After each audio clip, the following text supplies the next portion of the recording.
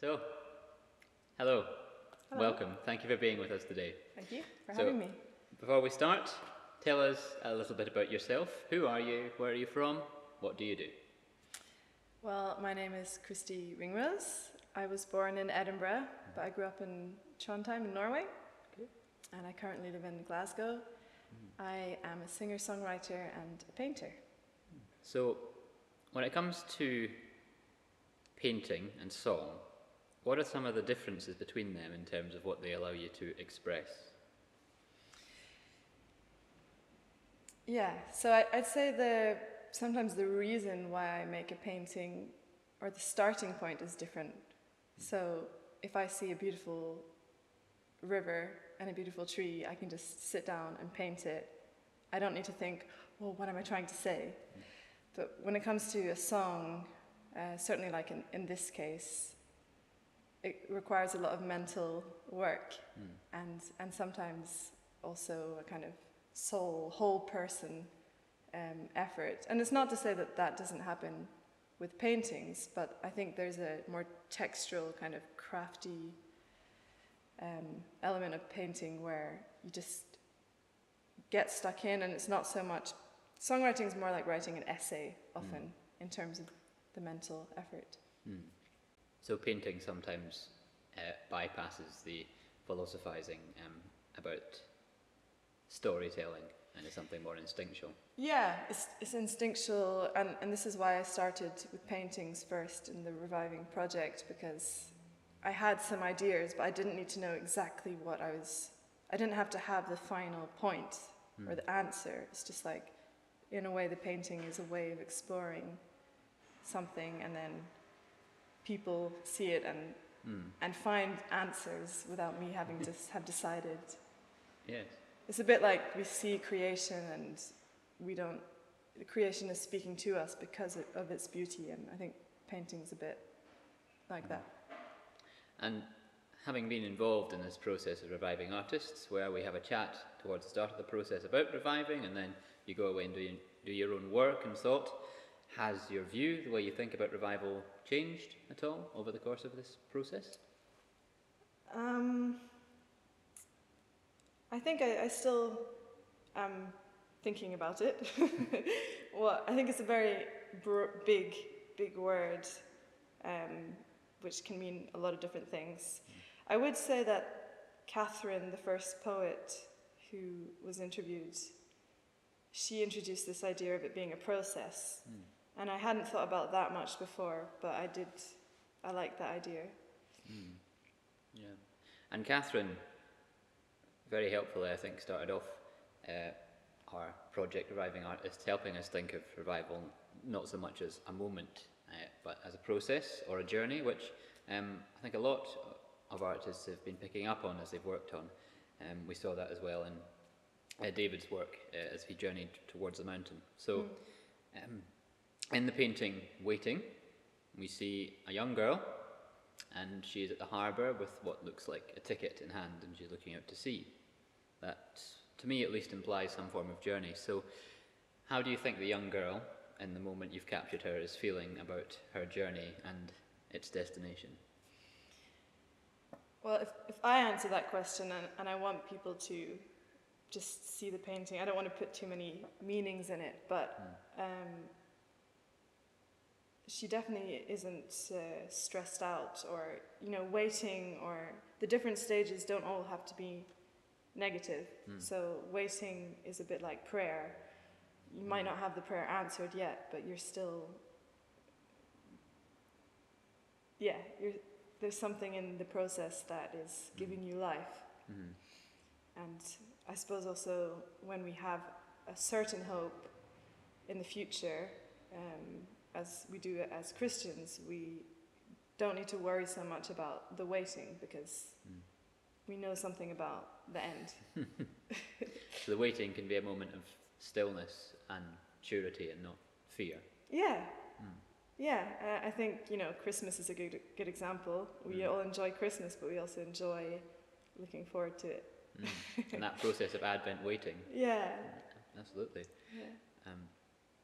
So that was your first painting, Waiting, and then we have your second painting, enthralled. Now, would it be fair to say that in enthralled we see someone who is living in the moment? Yeah, Is that a fair characteristic? that would be fair. So expanding on that, yeah, I would just agree, but you can ask the Great. next question. So how then does that moment of being enthralled relate to reviving and the process of revival? Yeah, so I when I think of revival, I think of life, basically, you know, another re-giving of life. And the other thing I think of is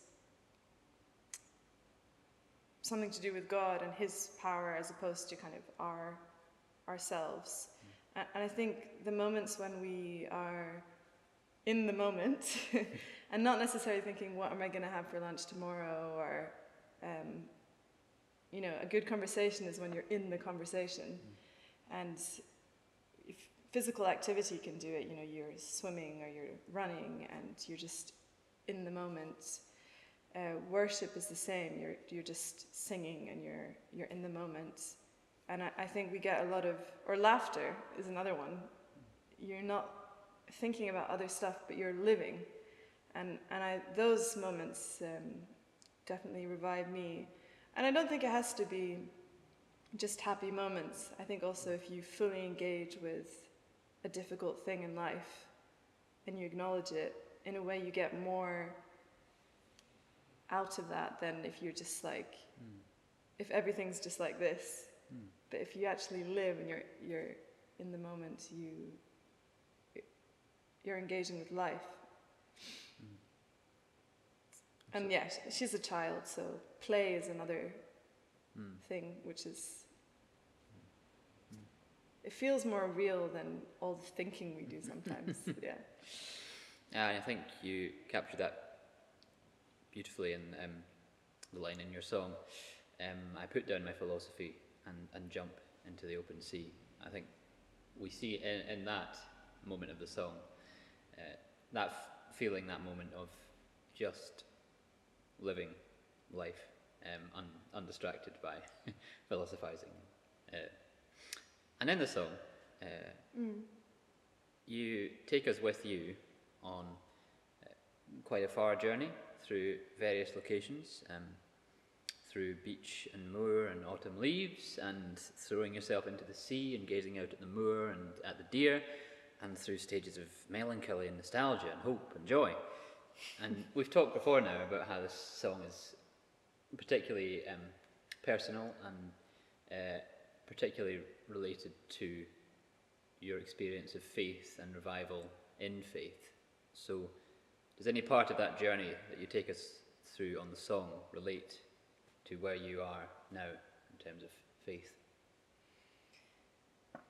Yeah, I think the song was a little bit, the process of writing the song was a little bit like a prayer, because I really wanted to write a song, but then also because revival, I knew it was about God. I felt like I needed to find out something about Him or engage with Him somehow, and so I think it was quite interwoven, and my irritations connected to writing the song and finding the song were connected to the irritations about my relationship with God, and, you know, does He really love me, which is yeah, or just little things, am I doing enough, all these things. And then, so I would say, having gone through that and having really like knocked at the door, like a prayer kind of, to finally receive the song, it's an example of an answer to prayer, because I think although we are knocking at the door, God ultimately is the one who opens the door. So yeah, I'm happy now.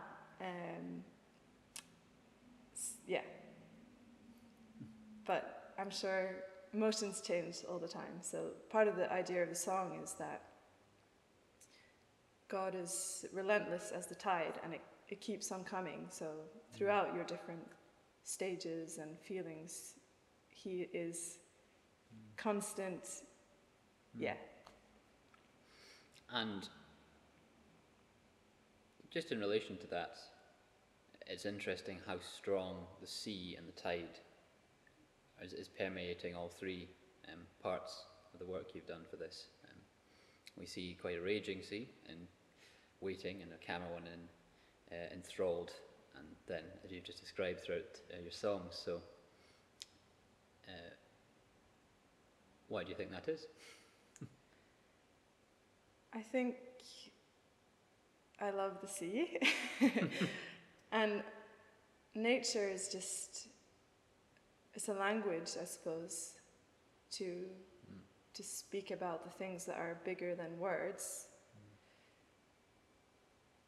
And I think also, I mean, I was thinking a lot, but then when I finally just went for a walk and saw just beauty in nature, it released a kind of thankfulness, and it's just like, oh, this is all here, you know? I didn't have to try and get it, or yeah, I don't know if that's an answer, but yeah. That's wonderful. No, thank you.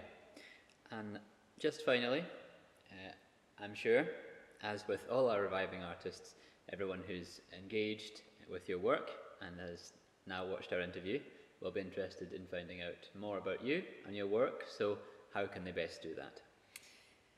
They can, if you have Instagram, follow me on Instagram. I also have a Facebook page called Christy Ringrose Songs. Slightly less active than the Instagram, I'd say, but still you can find out what's happening. And then I have a mailing list on my website, christyringrose.com. The cameras.